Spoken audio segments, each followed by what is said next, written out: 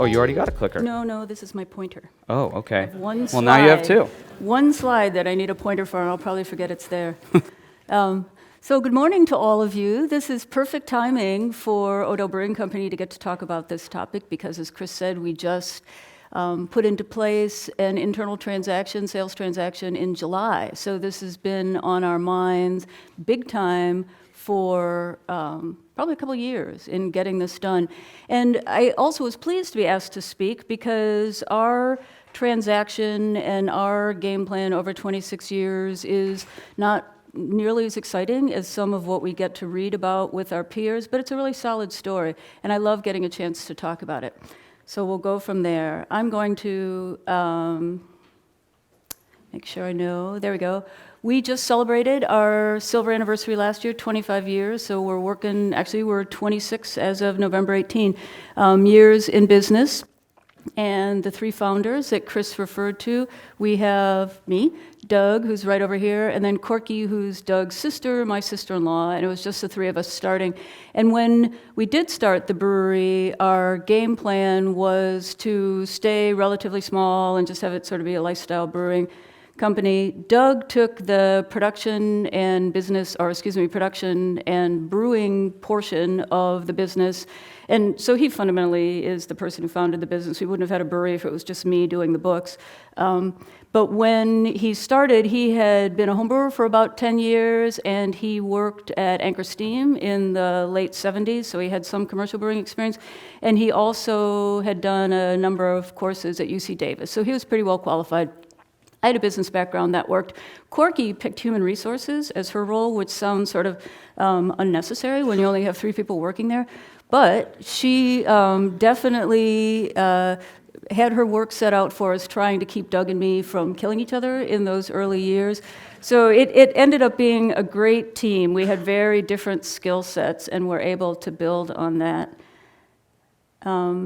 This picture I show just because I love it. Our local newspaper took a picture of Doug and me in front of our original brewery before we opened, and the article was a little bit snarky, saying, really, why is this couple opening a brewery in town when we already have a brewery, which is Anheuser-Busch, that's been there since '83.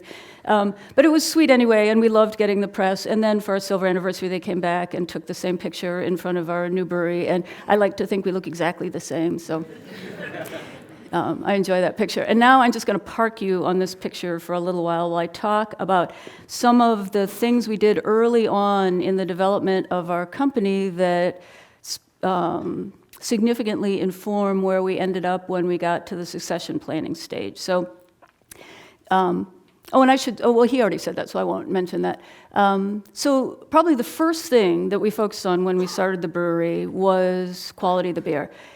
Opening in '89, there were less than 200 craft breweries in the United States at that point, and we were the 5th one to open in Colorado. So there really was not a significant craft beer market at the time. So our challenge then was to educate consumers one by one that it was a good idea to try these darker, fuller-bodied beers, and that it was a great idea to be willing to pay for them when they're looking to buy their next beer. So we were focused on trying to get consumers just interested in trying our beers, and we recognized right away that quality was an essential piece of that. And if we weren't able to make a beer that people could try once and be interested in coming back to, the game was over. So that was a big focus for us on day one. And tied in with that was, it's the right thing to do kind of thing, and what's the point of starting a brewery and putting out a product that you can't be really, really proud of? So quality underlay everything we did from the beginning. And we built on that with the concept of having a very narrow distribution area, so we have focused on concentric growth. Colorado is still 60% of our business, and we have grown in the states around it with the idea of what we all know in this room, that the further you ship your beer, the less control you have over the quality and presentation of it. So we figured keeping it closer to home would help us with quality there. A third piece of it is the fact that we were draft only for our first 5 years in business.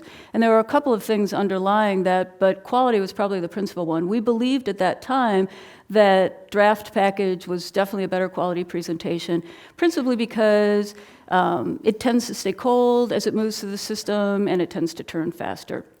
So that was a big part of it. Another big part of it was the bottling lines that were available to us for the capacity we needed were not producing the quality that we felt was right for our beer. And not surprisingly, we didn't have the money to invest in high-end bottling lines. So we stuck with draft only for the first 5 years.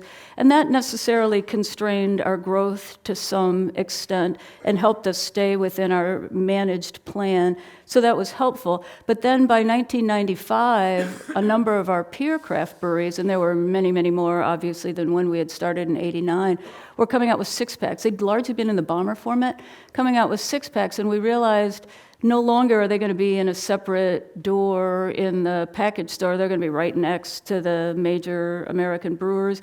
They're going to get a lot more visibility, and we're going to become a has-been. So we decided we had to start packaging.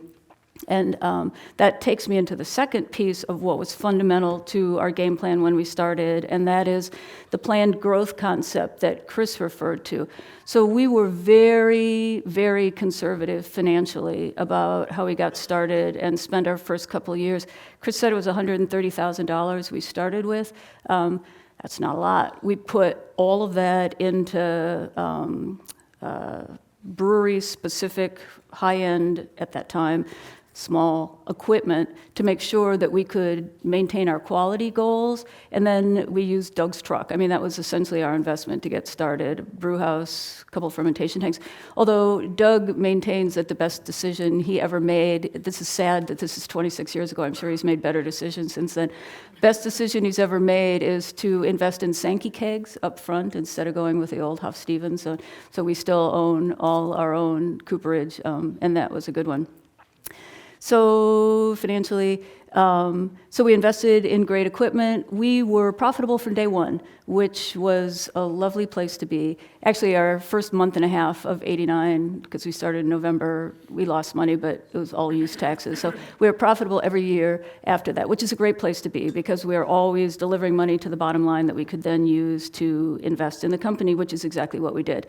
We bootstrapped it entirely up until we installed our bottling line. So it was all operating cash flow that we used to finance our growth during those first 5 years. And along with that is the fact that we never significantly took distributions out of the company. We're sub-S, so we were always doing tax distributions, but in terms of discretionary distributions beyond that, we rarely did it. Just one time specifically when we couldn't figure out what to do with the money. Could you imagine having that problem now? This was a long time ago. So we kept all the money in the company and were able to bootstrap it and finance it internally. And then when we, I think the next picture is, in '94, we actually built our own first building, and we did that through internally generated funds as well. But then when we had to start, when we bought the bottling line in '96 and we're planning on bottling, we added to this, and that's when we first took on debt.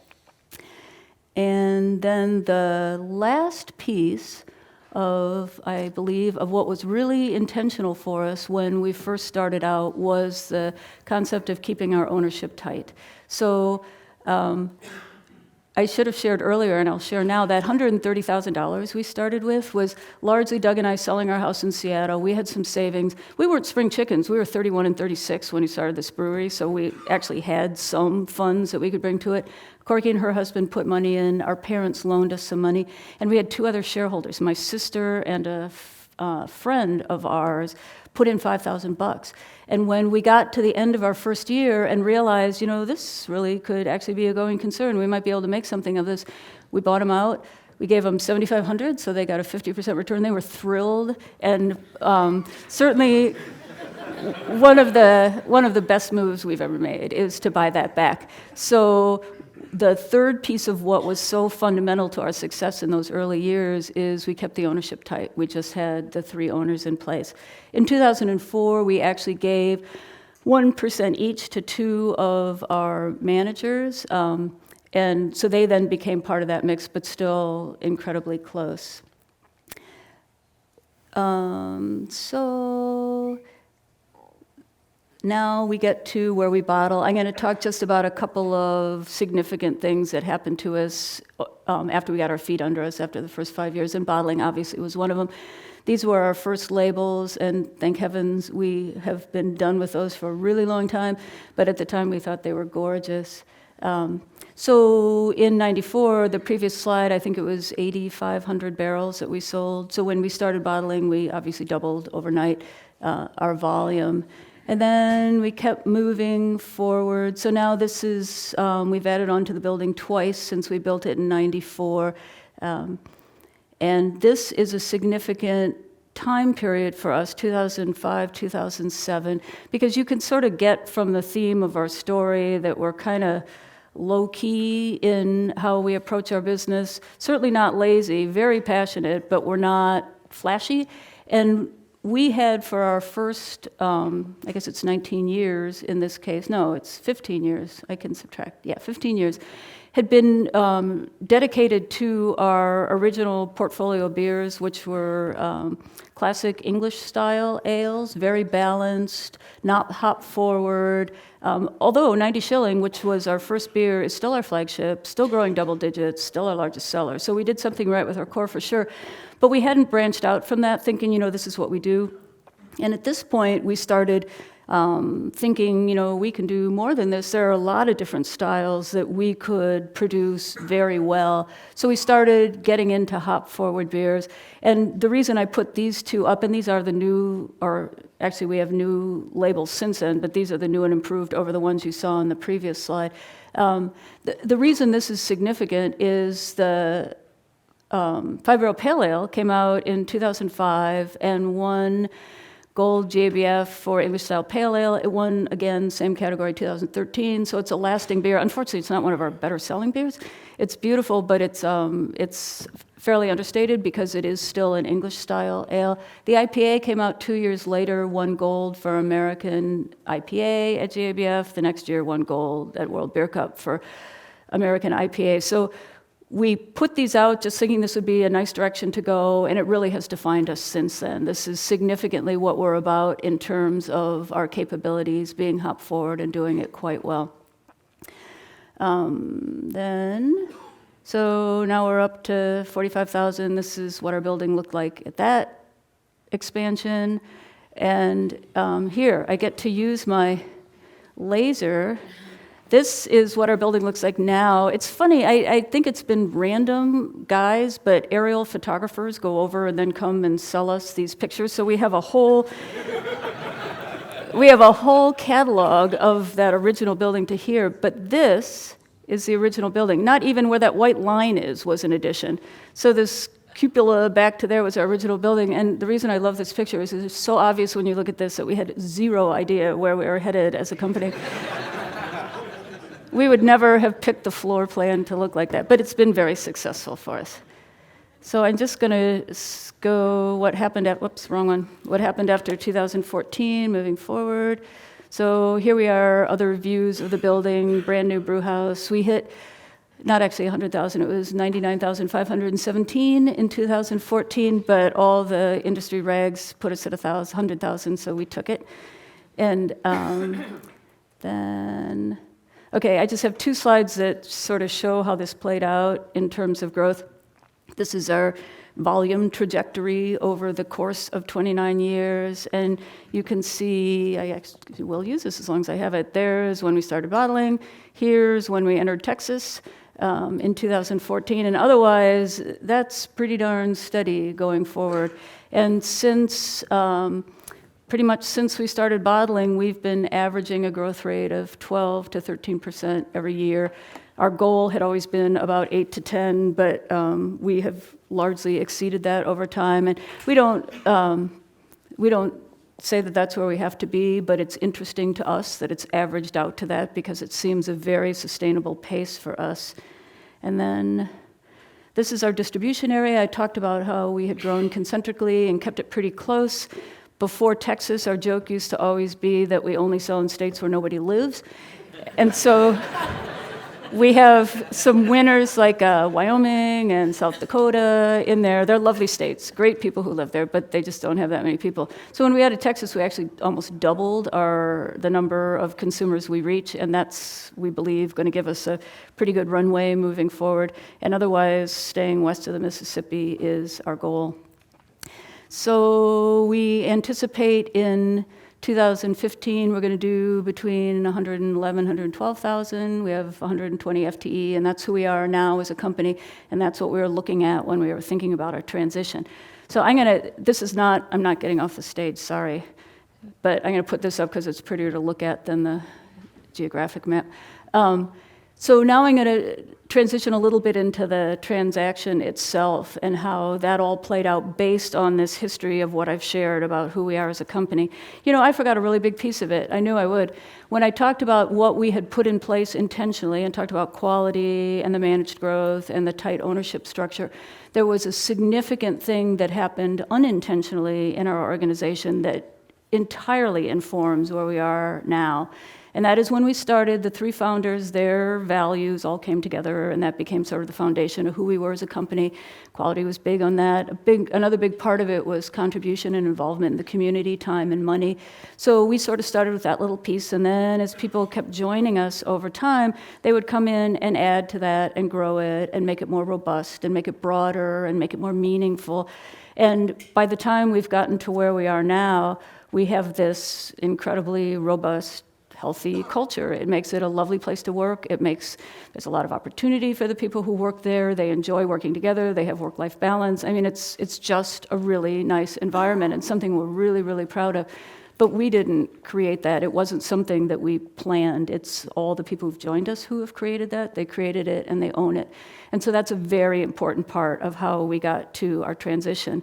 Because when it came time to actually decide what we wanted to do, the founders had to sit down and think what's most important to us. So I'm going to tell you more about how the actual transaction pieces worked. Chris alluded to we sold majority interest to our management team, so they have 51%. We sold 19% to an ESOP, and then Corky, Doug, Wynne retained 10% each. So we have now 9 shareholders, or 7 shareholders, there aren't that many, as opposed to having 5 before. But 2 of the shareholders, the 2 managers who each owned a percent now own a significantly larger percent. So the 51% gives them economic control today. They have to wait about 5 years before we'll let them refinance what is a seller's note through a bank so that they can then have the governance control as well. The ESOP is 19%, so it's the largest shareholder. And then Doug, Corky, and I retained our pieces for legacy, and so we want some of the upside potential too, obviously. And the management buyout, obviously, is financed through the cash flows of the company over time. So when we were looking at what was most important to us, we realized what kept floating to the top, what we couldn't divorce ourselves from, was the interest in maintaining a company legacy. We really like what this organism of our brewery has become, and we know that we've contributed to it, but it's not just us. And we really wanted that to be able to continue the way it's been, to allow people to have this robust, healthy, rewarding work life. So in looking at what possibilities were out there for us, we wanted to make sure we didn't compromise that. And tied to that is the fact that because we were early in the craft beer industry, we recognize that we have a little piece of being sort of founding pioneers as part of what helped get this industry off the ground. And that's meaningful to us. You know, the older you get, the more meaningful that kind of stuff becomes, to recognize that you have some legacy that might live beyond you. So you add those 2 pieces together, the cultural legacy and the pioneer legacy, and that fundamentally was what we wanted to accomplish in our transaction. So we talked to all sorts of people. We talked to other breweries. We talked to many different equity providers, but never went beyond the very hi, how are you doing stages, because we were pretty confident that that wasn't what was going to work for us. After looking at the legacy piece, we wanted to maintain financial stability for the company. And this sounds kind of curious, given we're doing an internal transaction, which obviously drains a company of cash. But the way we look at it is we had spent the last couple years very intentionally focusing on building or investing in the capacity of the brewery. So this picture that you see, that rotunda circular thing, was a huge taproom expansion we did in 2013. To the right is our brand new BrauCon brew house that will get us up to 400,000 barrels with the addition of a lauter ton. In the last 2 years, we added 16 400-barrel fermentation tanks. We bought the building next door so we could move our barrel aging off-site, both to prevent contamination and so we could expand it, open up space in our warehouse. We took all our distribution off-site this year to a warehouse out by the freeway outside Fort Collins. That opened up massive space in our production area. So now we immediately filled it, of course, as we all do, and we have a beautiful new canning line. We just started shipping cans 3 weeks ago, and we have a super fancy robot kegging system that we can't keep up. It goes too fast. So we have very intentionally put the things in place that will make it so we don't have huge capital requirements in the coming years. The next big thing we have coming is a bottling line. 2019 will be as early as that will go in place. So having done that, we have freed up future cash flow in the company to be able to pay down these loans we have. And so we feel very good about that. And we've always had great cash flow, so we benefit from that as well. The other piece of what you get bringing in outside equity often is the business advisory piece of it, which is enormously important. And that's something we looked at hard because we recognize that we've grown the company to here, but that doesn't mean we're the people to grow it to the next stage. Well, our managers who are buying from us still have a pretty long runway ahead of them, and they wanted the chance to be able to put their imprint on the company. They've already been there, among the three of them, 52 years between working with us or consulting for us. So they're pretty integral to it, and they wanted to be able to maintain some of that control moving forward. We use lots and lots of outside advisors. We prefer to have it come through operating expense than through equity to be able to fund that.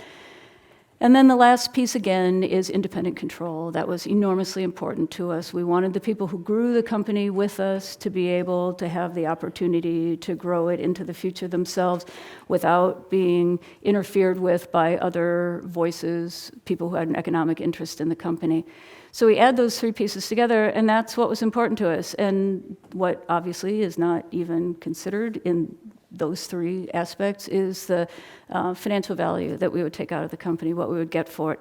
And we're not stupid and we're not saints, and so it obviously was important to us to be compensated, get a return on our investment of time and money over all these years, but it just wasn't the principal feature. So when we're looking at what the company can sustain, what our managers may be able to pay off in their lifetimes, what we needed, we mushed it together and came up with a number that worked for everyone and leaves us with plenty of money to give to charity when we're gone. So we end up in that place. It feels really good where we are. And I'm just going to end with a comment about Evergreen companies. I don't know if you have read about this, but as we were going through this transaction, right after we closed it, I came across this concept of an evergreen company, which is designed to be a long-term over many generation company, and there are several elements that are unique to it that are necessary for it, and they are that it has to have purpose. You have to have a compelling vision and mission. It requires perseverance, so you have to be able to go through the good times, the bad times without freaking out or getting carried away. It requires pragmatism, so you have to be able to work within the constraints of the resources available to you, meaning largely operating cash flow and traditional bank financing. It needs to be private and independent.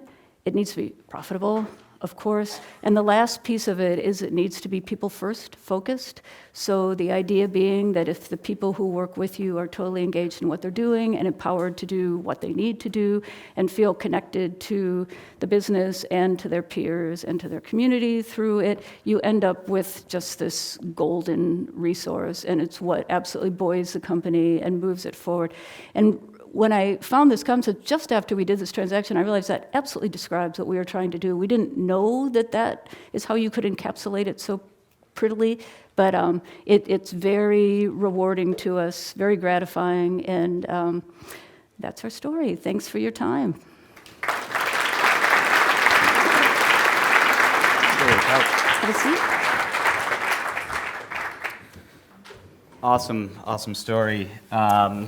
And I especially like, the point that you made last there about evergreen companies. I think that is, sort of a pillar of what so many businesses in the craft space are all about. You mentioned a few key sort of pieces of that, purpose and mission and pragmatism and patience. And how did those elements of an evergreen company sort of manifest themselves over the years at Odell? As you kind of look back and reflect, how were you guys pragmatic? How were you guys purposeful in what you guys did? Yeah, I mean, I think it matches just entirely. I could outline my story based just on the Evergreen company, and certainly the people part that I refer to. It's so amazing to me because I'm sure many of you are rolling your eyeballs with how often I say the word culture, but it is amazing to me how much value that brings to our company and how that drives so much of what we do. So certainly that piece of it, and the pragmatism piece, the idea of working within your resources. You never get ahead of yourself. I mean, you are always, you don't have to worry about it all falling apart tomorrow because you've only put in what you already have. You're not betting on a future that is uncertain. Yeah, I mean, it definitely seems a bit, lower risk in the sense that you're not overreaching, and there are many elements of your business that sort of exemplify that, keeping distribution tight, modest expansions early on, not biting off more than you can chew. But your latest expansion, 400,000 barrels of eventual capacity. Mm-hmm. What's sort of the plan going forward? Does anything change at all now that you do have all this space and there's 4,000 breweries? I mean, does it change at all? It does, and it's good. Change is always a positive thing, and we haven't mapped out entirely what we're going to start doing differently. For example, when I brought up that slide that had the bottles for when we started becoming more hop forward, that was a significant change in our philosophy and strategy. And so we're mulling over several of those now to decide which direction we want to go in. We have our hands full now with filling out Texas. We're moving into Iowa next year and launching the cans. So we want to make sure we have our feet under us there, but then the next opportunity is yet to be decided. And what's that process like? You said you're mulling it over. Who's involved in that process, and what does it look like? We're sort of boringly happy in our management style because we have our executive team is Corky, me, and the 3 buying managers, and we work by consensus. So whenever we're having an issue, and then Doug is on our board, so our executive team mulls over what our opportunities are, presents it to the board, the decision's made, but we never...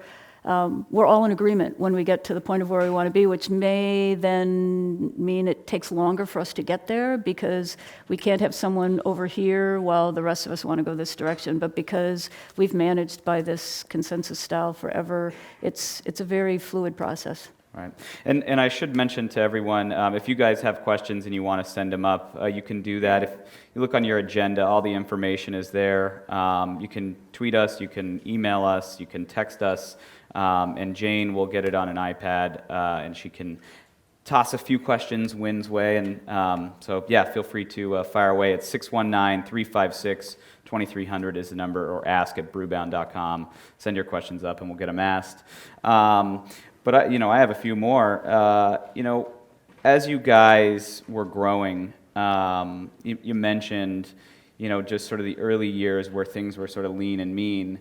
How much of your decision to keep the distribution, really tight, draft only, all that, how much of that was a result of just your capital structure at the time? And, as the years went on, how did that change how you guys approached all of your decisions as you took on debt and started changing just the actual capital piece?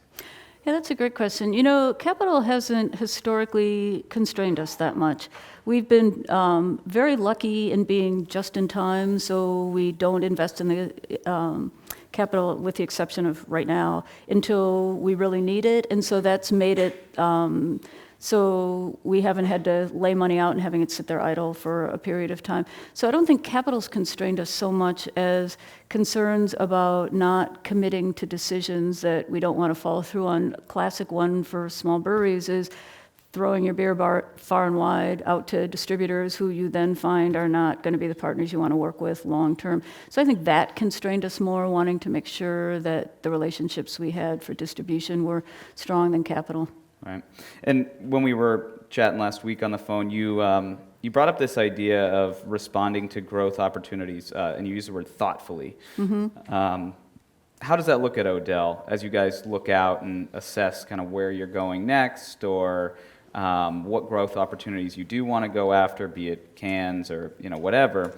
How do you guys think about those decisions in a thoughtful way, and how can some of the folks in our audience, start to think about their own decisions?